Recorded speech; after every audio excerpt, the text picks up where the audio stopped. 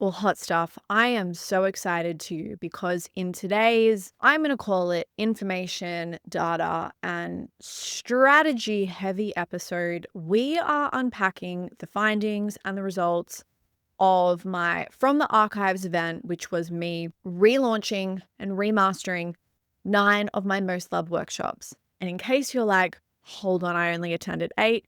Yes, you are right. And we are going to talk about that. So in March of this year, March 2025, I had an idea to go back and relaunch and re-release 9 of the conversion and free events that I've run in the past. And if you go back through my feed, you'll see that from about March 19th, I was teasing something. I put something up as well on March 24th. The official announcement about something was coming was April 13th. So there was about a month break. And what this was, I had engaged a company to help me with the design and I was waiting on the assets. In hindsight, would I have done this again? Probably not. And the only reason is because I feel, especially if you are someone that loves to move fast, if you have an idea, everyone else's timeline is probably not going to be your timeline. And especially if you love to get things done immediately, that sometimes can just make, it's like, for me personally, anytime I feel like I'm slowed down or stuff is stalling, it kind of will zap my creativity a bit up because so much of this has been driven from a creative urge of me wanting to get something out there. And if that slows me down, it's sometimes a little bit hard to kind of pick back up. So when I was originally launching this, I did have an idea where this was going to be almost I was thinking about it like a mixtape. It's kind of like how artists will re-release their best of album. I was like, maybe I could do that. You know, I've been in business for over 5 years now with this business, the amount of free events that I've run.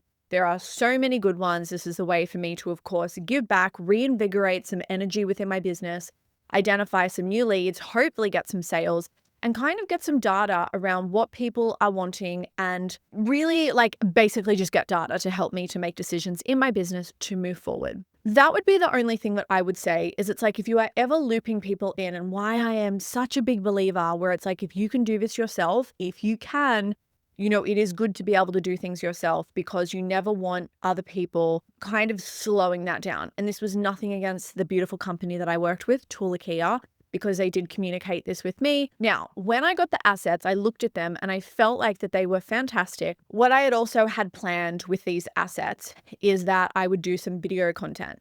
Now, when I shot the video content, it was so hot. It was the hottest day. I was sweating so much. My friend was also doing some video content as well. And when it got time for us to do ours, we kind of really were running out of time. Someone else had to go. So it was all very last minute. Then what I had decided to do is do a last minute photo shoot. That was amazing. And everything kind of got pulled together. And then when I had those assets, I had announced, hey, here is what we were doing. Now, in hindsight, I didn't want to let people know exactly what the events were. So I was teasing them. But instead of saying this is an email one, this is this, I was giving people a mini summary. And I think in their head, they thought that that's what they were called. I did tell people the dates ahead of time. What was really interesting though is, I think sometimes you can give people all of the information in the world. It's up to them to do things with it. And why I say this is because there were people who were like, oh, I missed out on this. And my Virgo brain was like, I told you when these events were months ago. So I want to say that because I think that you can give people all of the information, but it's up to them to do something with it. You can tell them to put it in their diary, but if they don't put it in their diary, it's you can only do so much. Where we had some confusion is anytime we had an event that felt like that it could have been in Give Good Email, my Give Good Email people were like, this isn't showing up in the calendar. So that would probably be one of the biggest hurdles that I had to overcome is there was some continual crossed wires. And I don't know if I could have done this clearly, as in sometimes people will look at something that they have purchased and they'll see a similarity and assume that it just must be the same thing. So although I felt like that I had spelled things out in a clear way, there obviously was a little bit of lack of clarity when people were like, this isn't showing up in the GGE calendar. So I do want to say that. The first event happened on May 7th with You Are the Trend. The next one was Hot Business on May 13th. Then I had on May 27th, Bulletproof Your Marketing and Make Email Your Bitch. On June 10th, Sell with Email. On July 1st, Work Smart, Make Bank. Now, the week after that, I think I was meant to have the ultimate email relationship. And I had made a decision to kind of pull that from the archives and just scrap it. And the reason is, and I said this, that, between Bulletproof Your Marketing and Make Email Your Bitch and Sell with Email, people got two really good email events. And between both of them, I was like, if you have any more questions on email, this is now jumping into Give Good Email. So I felt myself feeling like that I would be over delivering. And I knew that if I were to run this event, I would have really been resentful. And I probably wouldn't have been in the best mood because I would have had people that were still on the fence thinking about stuff. And I'm like, okay, what's happening? So I made a decision to pull that event. I was like, fuck it, we're not running it. If you're annoyed, I really don't care. You've had two really good free events. And if you want to keep working with me, this is now jumping into a paid offering. Then after that, I had, oh my gosh, where are we? Charge Your Worth on July 22nd. High Standard on July 29th. And then this week, the last one, Jam Pack Your List Full of Leads on August 12th. So in total, 8 events across how many months is that? May, June, July, half of August, like 3.5 months.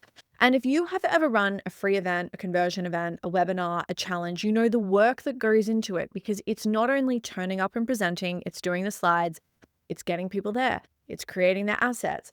It's showing up with that energy and being visible the whole time. Let's talk about it.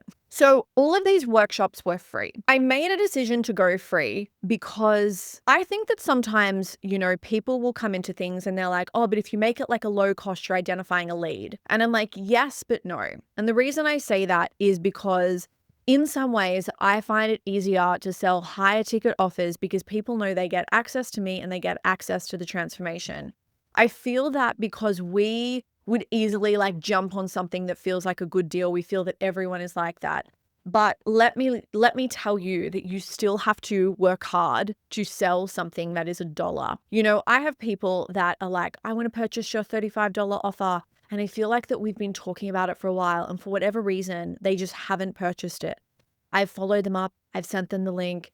And I say this because I think that we can get in our heads like, yes, I only want to teach people that have the money to be there.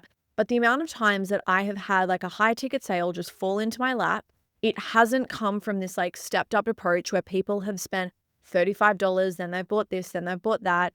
I have had people spend a reasonable amount of money in my business without ever having purchased something before. I had made a decision that I was going to do this for free because, again, it was a way that I could build up my body of work. I could put free content out there. It's like if someone new came into my world or if they're like, I want to work with you, what's it going to look like? That I had a whole library of stuff for them to enjoy. And then when they wanted to work with me, they can jump into that. What I think I'm going to do here is let's talk about each event. And then from there, we'll talk about some wins, some findings, and what you can take from it. So the first event, You Are the Trend, was really around people discovering what makes them unique and how they have their whole body of work within what they do. I feel like that we are really in an era of AI content creation. I think that that is fine. Do what you want. However, I think that AI is very powerful if you know who you are, if you can put your lived experience into content, if you can look back through your entrepreneurial timeline, pull some things out, because at the end of the day, no one can compete with that. This is something where all of the greats in business that you look up to, think of Brené Brown, all of the stories that she brings in, it's that is from her life and her lived experience. That forms her body of work. And at the end of the day, you're never going to run out of things to say if it's you are looking at what you do, how you do it, who you are and who you've been, and you can put that into content. So that is what that event was about. From memory, there was no definite call to action. And I know some of you are like, from memory, oh my gosh, trust me, looking back and deciphering this data for 8 workshops has been a bit of an effort and probably could be an offering within itself, but that's okay. You're still going to get something out of it. I'm pretty sure I ended by basically saying, if you want to work with me, join Business Bang. Now, what was really interesting with this is I had 83 people attend. One of them was myself, of course, but this is where I'm looking at the email data with the registrations. 3 people unsubscribed, and they were 3 people that registered for the event. There were 2 bounced email addresses. Now, from this, there were 0 sales from the event. However, when I actually look back at the people who had attended this and then went on to purchase something from me from, May 7th to now, $33,000 worth of sales roughly can be attributed to that. So there were 3 GGE and there must have been, is that 3 Business Bang? I think I've done that right. Yeah. 3 GGE and then 3 Business Bang. And that is, $33,000 worth of sales. So you think about it, 88 82 attendees, 33 grand worth of sales. I was happy with that. 26 existing customers had come along. So if you had purchased, say, Give Good Email, you'd purchase Business Bang, my $35 offer. 26 people had come. I pretty much knew about 80% of them. So I could look at them and be like, oh yeah, I know you, I know your business, or I remember your email address from looking at my data. Of the 82 people, 45 of those people have been active on email in the last 7 days, and then 62 have been active in the last 30 days. This stuff is really important to track because if you are doing anything with email marketing and list building, you want to make sure that you are getting the right people on and that they are active. If you are list building with people that are kind of lukewarm, they're just there for the freebie, this can do something where it fucks up something called your sender reputation. And that is where your emails end up in the inbox is so dictated by what has happened with like your past sends. That being said, I have kind of like slowed down my email comms in the last, I'm going to say 3 weeks, 3 to 4 weeks. So I think that if I would have kept that regular send up, it would be higher, but I was still happy with that. Then after that, we had hot business. 60 people attended. One of them was myself in registrations. There were 2 unsubscribed, 0 bounced. There were also 0 sales. However, from the people who attended, 8 people purchased in future. I sold 2 $990 consulting, a starter pack of $85, so the email marketing starter pack, 4 of Give Good Email. I can't really remember what people paid, but we did have a promo, so I've written here 11,200. 2 future BB sales, and I'm just going to minus 990 because one of the people, they had purchased a once-off strategy session. She then wanted to join Business Bang and bundle with Give Good Email. And I said, look, you get a strategy session in Business Bang, so we can just minus that. And that worked out to just over $28,000. 13 existing customers came along. I pretty much knew about 80% of the people. And then of that, 42 people have been active on email in the last 7 days. 54 people have been active in the last 30 days. So you think about it, with those 2 events, like obviously we had some crossover. I want to really emphasize here that so many people get really disheartened because they run these events and they're like, not enough people came. I only have 20 people come. And it's like, this is where it's really good to be across your own benchmarks. Because when you hear things where it's like, oh, the average sales conversion is like 1 to 2%, a lot of the time people are talking about that instantly. So it's like, if you do a launch, you will instantly make 1 to 2%. But if you are nurturing these people, if you are building relationships, you are following up and you are continually selling, it is going to be more than that. And I want to say as well that of all of the events that I ran, I ended up having 264 people within that segment. How I did this is I took all of the event registrations on email. I put them within a segment. It was 264 people. 2 of them were both of my little email addresses that I test out. So that was 262. Of that, so looking now at every single person who has purchased, so new sales in that time and past sales, there were 64, which is about 24%. What's really cool about this is that actually models the same data of when I look at my entire email list, and this is active people, so people that haven't unsubscribed. It is who is there currently. Of that, 24% of people have purchased as well. So what's really cool about this is I know now that if I list build by 4 people, one of those people will eventually buy from me. Do you know how good this feels to know? Anytime I see someone opt into my email, 25% chance that you are going to buy from me. And I want to say this is not by chance. This is not email. This is me. This is my strategy. And of course, I can teach you this. So if you are not in Give Good Email, oh my gosh, join. Slide into my DMs. Let's have a conversation and let's join. Now let's go to the next event. So after those, we kind of changed gears a little and we went into email. So at end of financial year, we have a promotion for Give Good Email. The most that I ever do in a promotion is 15% off. The reason being I honor people that have paid in full. So I don't want to ever just come in with like 50% off. That feels like a bit funny for me. I also don't want to build my business and my brand with discounts. I want people who are happy to buy in at full price. Because you know what I find is it's really hard for me to come in and tell people to charge premium prices if I have built my business from people that have opted in charging, like paying fucking nothing, right? It's like I want to practice what I preach. I want to live the advisory that I give my clients. And that is why we only ever do maximum of 15% off.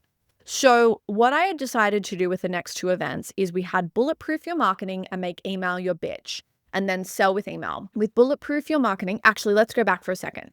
Hot Business was around like business strategy, and this was my signature goals system for growth. So goals, offerings, lead generation, and sales. And I got them to fill in a business plan template. Okay. So it had like a really good mix. It's like, who are you? What do you do? This is your zone of genius. This is how you're going to build a successful business. And then the next 2 were email. So we had email foundations. And then with Sell with Email, that was a bit more advanced when we talk about actually how to sell. And we've got automations as well. So with Bulletproof Your Marketing and Sell with Email, I decided to run some Facebook ads from this. Now, Bulletproof Your Marketing had 107 people come along. Sell with Email had 77. Again, we had crossover. What's really interesting with this is I had on paper, that was actually the most successful event. So 107. However, 9 people unsubscribed. 9, which is very high for me. And what was interesting is when I looked at the email data, they weren't in any other segments. So they had come through either from a recommendation from someone or from an ad. So I say this as well because as you are moving out of your warm market, as you are moving out of like the land of like familiarity, and if you are investing into getting in front of brand new eyes that maybe are not as familiar with you, these people sometimes are not as forgiving. Now, you will still convert, but you are not going to hold the same conversions as your standard conversions. And what I mean by this is when I'm talking about the 24% conversion rate that I had, if I had excluded my existing audience and I was like, let's just go cold market, I would not have a 24% conversion. It would be probably less than 10. That is standard. Okay. So do not stress too much about that. Of the 107 people that had registered, 2 of them were me testing. So really 105. Again, we had our 9 unsubscribes. We had 2 email addresses that bounced. I did attribute to this one 5 sales. They may have come to both. And in hindsight, I wish I would have just tracked for sales data a little bit better. 5 people that came were existing GGE members. So they had purchased Give Good Email and they wanted to come. That usually happens for me. 66 people were active on email in the last 7 days, and then 83 were active in the last 30. So what was interesting about this is this obviously had the most people. It did have good sales, but it was really balanced with those unsubscribes, those bounces, and people who were a little less active on email. Now, when we go to Sell with Email, I had 77 people attend. One of them was myself, so 76. 1 unsubscribed, so they basically just came to the event and then after the event, they unsubscribed. 1 of them bounced.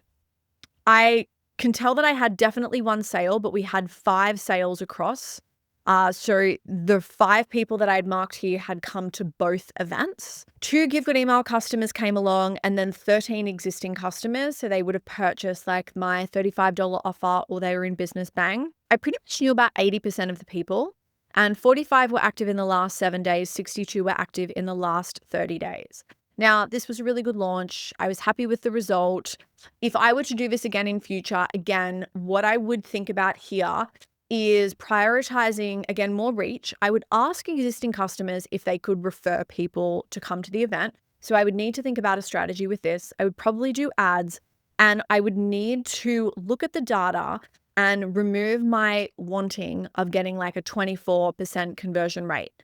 What was interesting looking at this and kind of having some space between doing the events and then prepping the podcast for this. So it took me about like an hour to like decipher all of this data today. Is what was interesting is the events and the registrations for brand new people and who this was great for, and then the events that were really good for my existing audience. And they were the next couple. So after we left email season, I had 3 non-email events, remembering that I did cancel one. So we were meant to have a third. I decided to cancel that. The next one was Work Smart, Make Bank, and I'd never actually taught this in public before. So this is something that I would teach for people's community if they're like, can you come into my mastermind or my community and teach a workshop? And I'm like, hell yeah, babe. I 100% can do that. So Work Smart, Make Bank was run on July 1st. I had 48 people attend. 1 were me, so 47. There was 1 unsubscribed. 0 bounced emails. I can attribute 1 sale to Business Bang, which was $8,000. Go me. 20 customers came along. So when I looked at these 48 people, 20 of them had already given me money. Some of them were new people in Give Good Email, some were new people in Business Bang. But I was like, this is a really high percentage of my existing audience that has already purchased, that has come along. And what was also interesting is a lot of these people were past high spend customers. So what I want to say here is where I love email is you obviously have access to all of this data.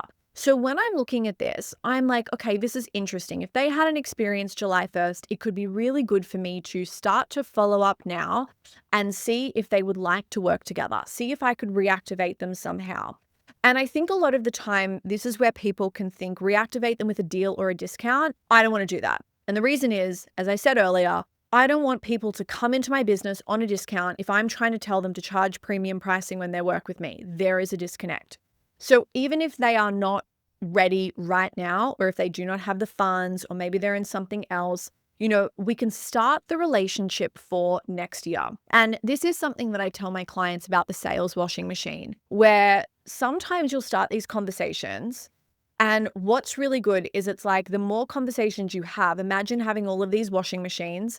In them, it's not a laundry, it's a potential sale. And they all have timers. And it's just a matter of time before the little timers come off. Where it's challenging in business is you don't have that little timer that tells you that there's 7 minutes left. You have no idea. So the more conversations that you have, the more that you can nurture people, prioritize that business development in your business, you will eventually have a sale pop through. Then after that, there was Charge Your Worth. Again, 40 people attended and 2 were me. So we had 38, not a lot. However, no unsubscribes, no bounces. 13 customers came along. I don't think that I had any sales from this.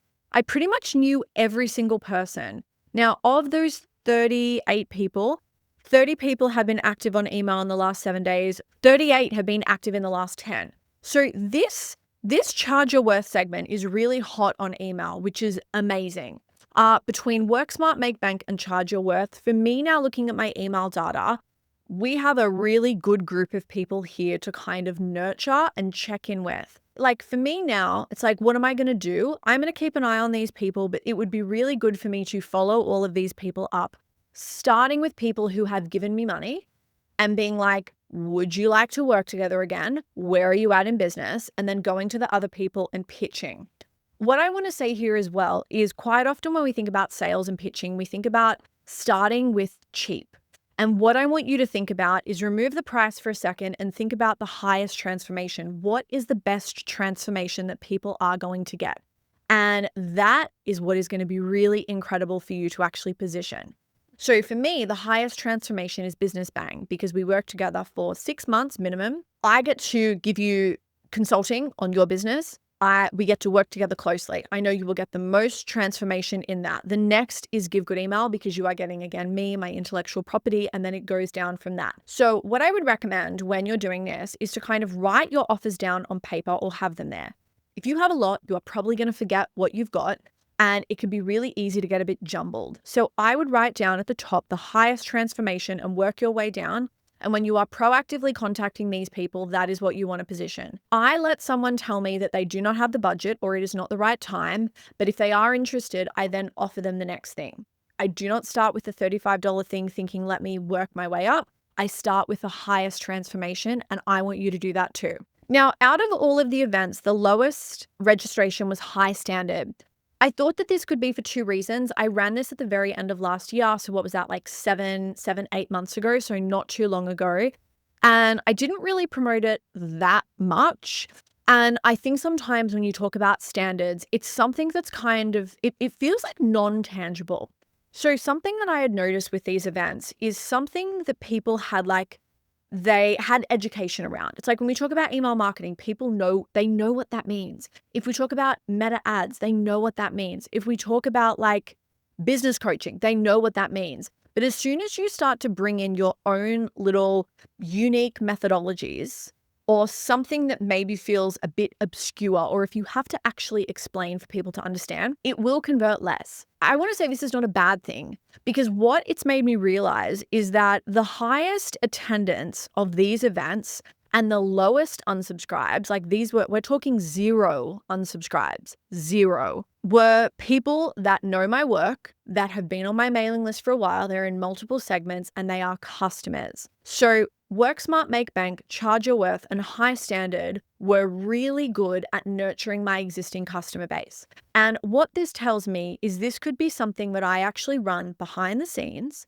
as a perk of being like one of my most engaged email subscribers or a customer. So this is something that I could say do towards the end of the year or next year. If stuff in my business is feeling a bit stale, I could look at a segment that is paying with their engagement or paying with their money. And it's like, how can I nurture these people to get a sale? And it's like, I can go to these people first before I actually go and get brand new people. So when looking at high standard, 33 attended, 2 were me. So we had 31 people in total. 0 unsubscribed, 0 bounces, 0 sales. However, 14 customers came along and I knew every single person. And of those people, 29 have been active in the last 7 days. The whole list has been active in the last 10. So again, was happy with that. What is really good here is it's like with events like these, again, I'm going to call it a non-tangible. When people start to learn my methodology and when we start to really get to the core of how I facilitate change, a lot of that is standards. It's really good for people to have to be familiar with your work so that you're not kind of having these conversations when they're actually in your world.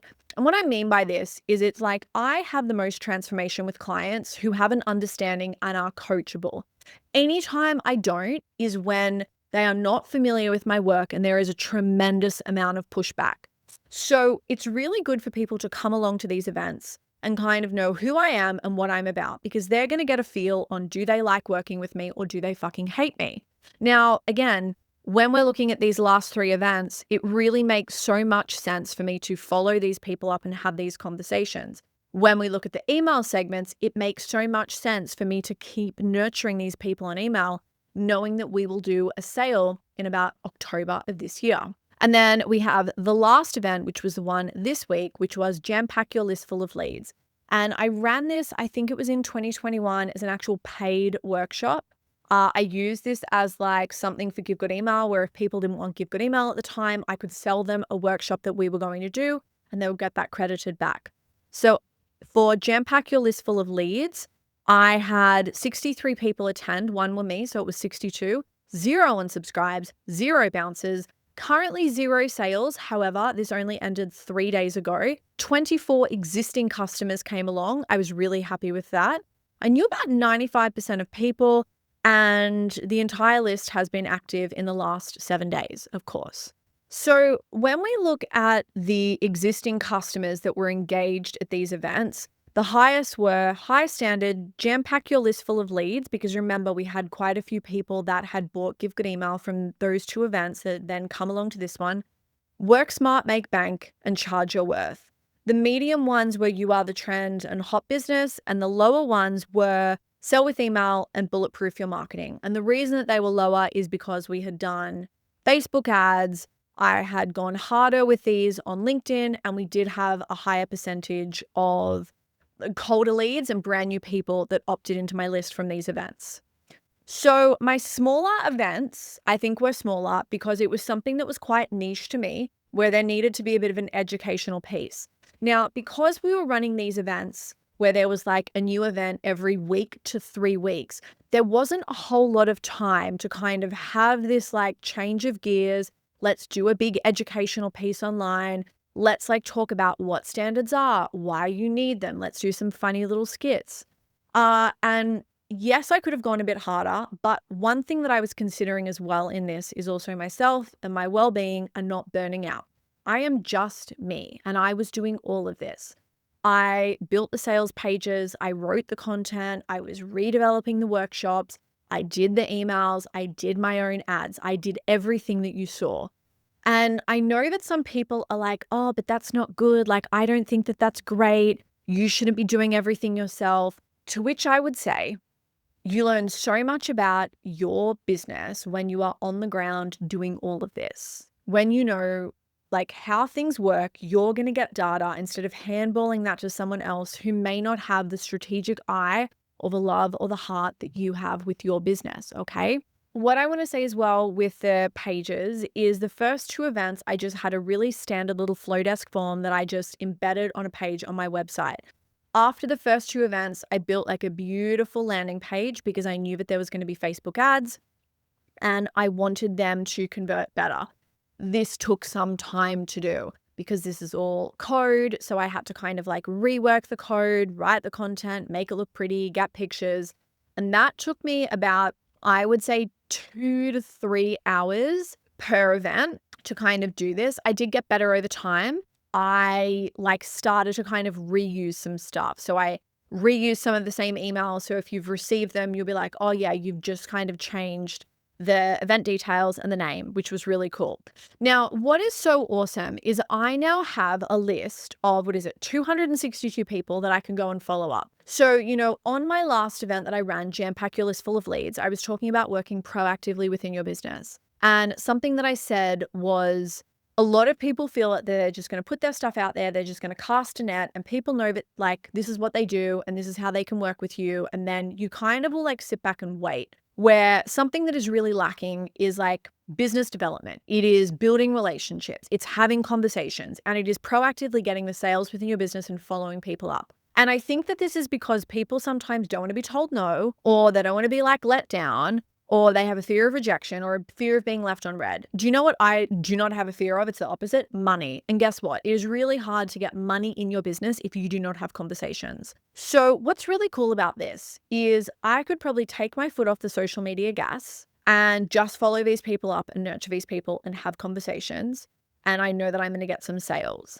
What I had decided is knowing that I've got a 24% conversion rate, and obviously some people have just purchased and some people have just purchased like a sizable investment, like they've bought Business Bang. The sales actually would probably be higher because I did have some people renew Business Bang. So when you're in that and you purchase, there is an option to extend for a lesser investment. So I'm also going to count that as well. But I'm thinking now, what would it look like to get 24% of sales out of this list of people here? So what did I write here? I wrote like if we remove the people that have purchased, so 198, so if we remove the people that have purchased, what did I say here? 64. There should be 198 left. I had kind of worked out what would it look like to have 48 sales. Do I think I can get 48 sales from this? It is going to be a stretch, but I 100% think it's possible. And why I love to have a stretch goal is because it's about who you become in the process, and it's about you trying something new and being surprised with how it works out. The reason that I say this is because if you ask anyone, they'd be like, oh, that list is tapped out. You need to do more lead generation. And I am not doubting that. I am not doubting that I need to get new people within my world because I can't keep flogging the same people, expecting them to buy when some of these people will never, ever, ever, ever purchase from me. They just will not. They absolutely will not purchase from me. They can have the best experience. They can come to every event. They still will not buy. That is just dealing with people.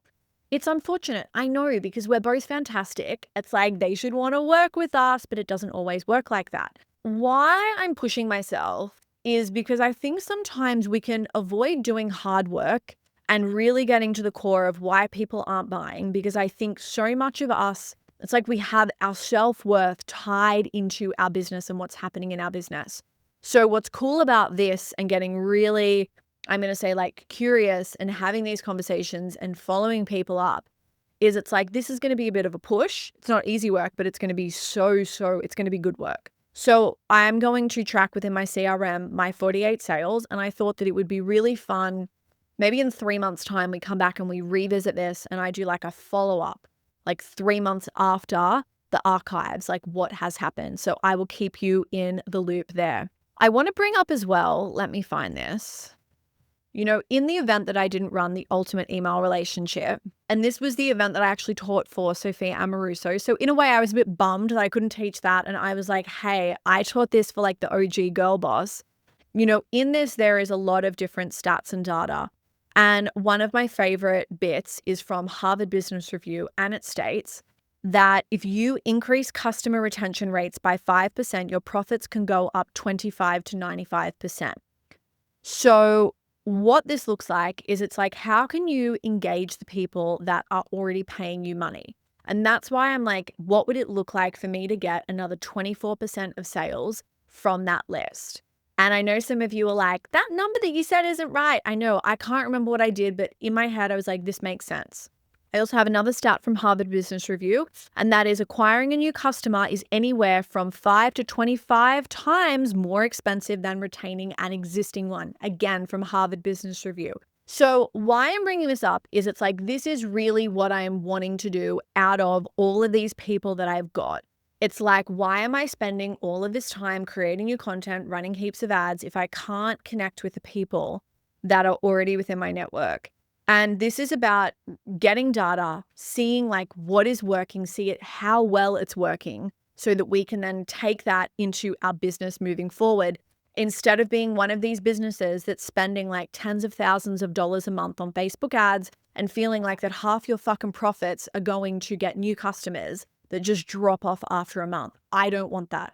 I want people hot and engaged. I know people are going to leave, but I want to give people the best experience that they can have. It's been really good to have a look at this data, and hopefully that makes sense. I know, obviously, if you're a visual learner, like hearing this may be, like a little bit difficult to understand, to which I'm going to say, I'm actually going to put this as like a whole PDF report inside of Business Bang. So if you're currently in Business Bang, or if you have been in Business Bang, reach out. I will send that to you. And if you're like, I'm not in Business Bang, oh my gosh, join, work with me. This is my entrepreneurial mentorship and business advisory program where you get to work with me in a close setting and some other incredible founders as well. You are not forgotten. It's not the kind of thing where it's like, it's really shit coaching and you are forgotten. I will expect you to work and you will get exceptional results.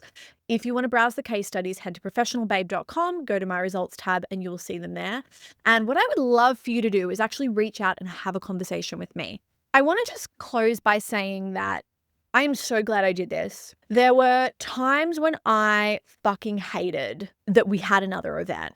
And that I was like, oh my God, I can't deal with this. Or that I was disorganized and doing slides at like 11 o'clock at night the night before. But what was really good, it was good to push myself and to get out of like the familiarity of my business and doing the same stuff. There once was a point in time where I would do one event a quarter, and that felt like a huge push. And what was really interesting is when I was doing event a quarter, I think for 2 of them, I spent like $2,000 on ads. Or like I was spending like weeks promoting. And what was really cool here is it highlighted for me like the brand loyalty that I have, that I could just post about this and people would come. And I love that they gave up time through their week to come live or to listen to the replay. Like that was just so, so, so good. And I love that. That was a huge win for me. Another win was getting better at like redoing my websites. Like the landing pages looked so good. And the cool thing is in doing that, it gave me the confidence to go and give my current website a bit of a facelift. And like, I think it looks pretty good. And I was so quick doing that. It only took me like 3 hours to give it a facelift. I'm pretty sure that if I wouldn't have done this, it would have taken me a week before. So what was cool is it was like me almost doing like a bit of like a website boot camp or like an invite boot camp. Like it was doing the work in this short time frame in this concentrated way. And now because of it, my business has just benefited so much. I'm really excited to go through that whole list of people. And then of those 262 people, if someone is colder or they've come to an event, like I'll keep an eye on them, but I'm going to say that I will end up having conversations with more than half. And if you've come to the event, I would love your feedback. I would love a Google review.